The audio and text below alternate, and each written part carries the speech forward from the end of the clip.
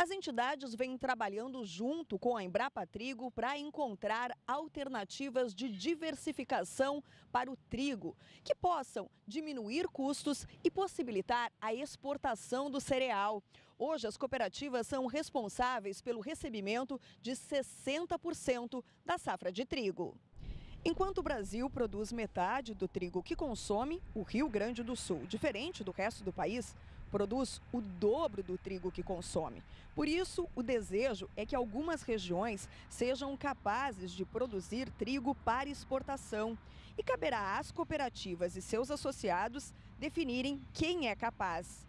A expectativa da FECOAGRO é de que neste ano a área se mantenha em 700 mil hectares.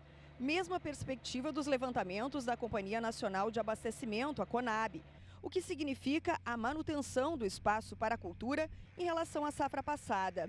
Essa é uma perspectiva otimista, já que nos últimos 4 anos o produtor deixou de plantar 400 mil hectares de trigo no Rio Grande do Sul. O trigo, muita gente não teve boa experiência com o trigo ano passado, né, evidentemente, por questões de clima, mas é uma cultura necessária, quer dizer, para o sistema produtivo na região. Não esqueçam que os dados de pesquisa, né, mostram que a melhor opção ainda é você ter cobertura, né, no inverno e não pousio, ou seja, senão você vai transformar a sua opção em gasto.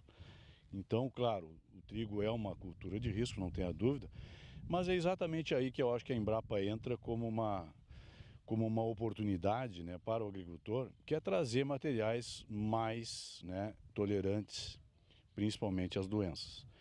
E no que se refere principalmente àquelas doenças de início de ciclo, ou seja, até o espigamento, que é onde o agricultor tem um pouco mais de folga, ou seja, aquele que não tem que ficar olhando lavoura, né, antes de espigar.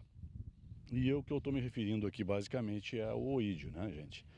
Então a gente tem investido nesse sentido, em termos de genética, né, vamos dizer assim, de materiais mais tolerantes, né, ou até resistentes ao oídio.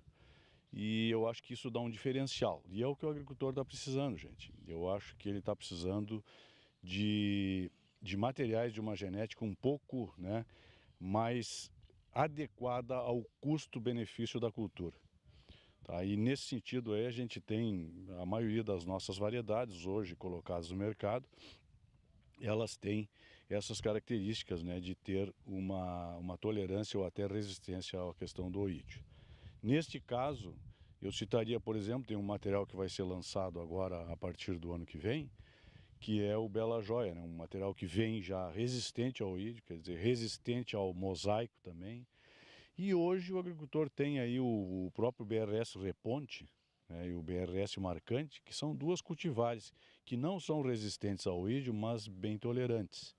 E que tem um teto de produtividade aí bastante alto, né? No caso do Reponte, o BRS Reponte, ele no ano retrasado, né, porque o ano passado recém a gente teve os dados aí, o material foi mais produtivo do ensaio estadual de cultivares, que é o BRS Reponte. O plantio de trigo em solo gaúcho deve iniciar ainda nesse mês e o período recomendado segue até a primeira quinzena de julho.